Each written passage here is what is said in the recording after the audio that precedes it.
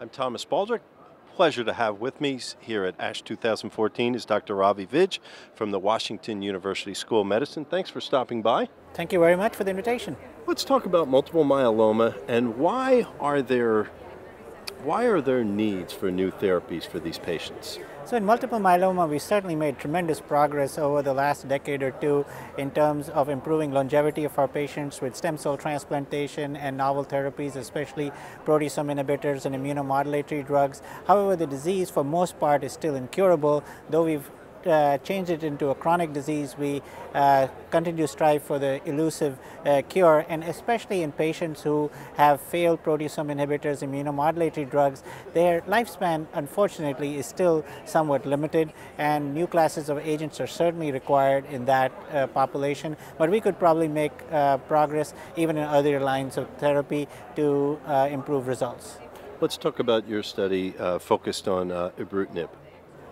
So Ibrutinib, I presented the results of a phase 2 study here as a single agent and in combination with the steroid Dexamethasone. There were 4 cohorts of patients. There were responses seen in this study. The higher dose cohort on the Ibrutinib with Dexamethasone seemed to have the best activity with a clinical benefit rate that is a patient population that was for most part heavily exposed to immunomodulatory drugs and proteasome inhibitors, and about 3/4 of them had steroids in their immediate prior line of therapy. That population, when exposed to Ibrutinib and Dexamethasone, had a clinical benefit rate of 25%. Another 25% had disease stabilization for 4 months or more. So I think in a heavily refractory population, that is a signal that the drug requires further study, especially in combination with other drugs. What do you think is most significant about what you've found so far?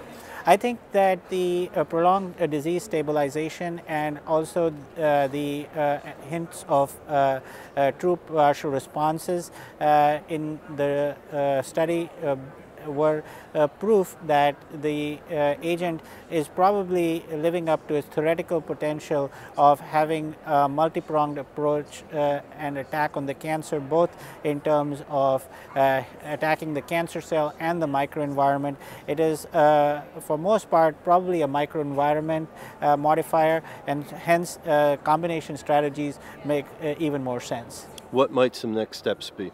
So the drug has certainly accrued more patients at the higher dose level with the Dexamethasone, and that data was not presented here because the follow-up is too short. Certainly we want to see what the response rate turns out to be in that larger cohort of patients. Also, there is already a phase 1-2 study in combination with the proteasome inhibitor carfilzomib that is ongoing. The phase 1 portion of that study is finished accrual. There are several other studies of the drug in combination with both proteasome inhibitors and immunomodulatory drugs that are in the planning stages.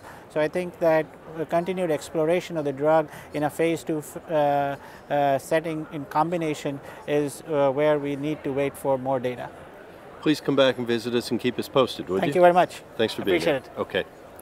My pleasure. Thank you.